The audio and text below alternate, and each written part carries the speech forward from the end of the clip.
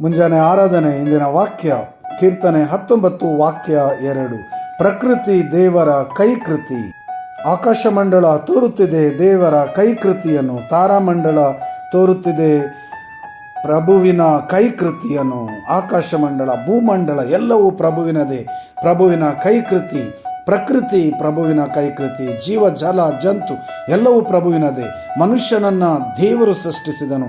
ಆ ದೇವರ ಕೃಪೆ, ಆಶೀರ್ವಾದ, ಆತ್ಮರೇ ನಮ್ಮನ್ನು ನಡೆಸಲಿದ್ದಾರೆ.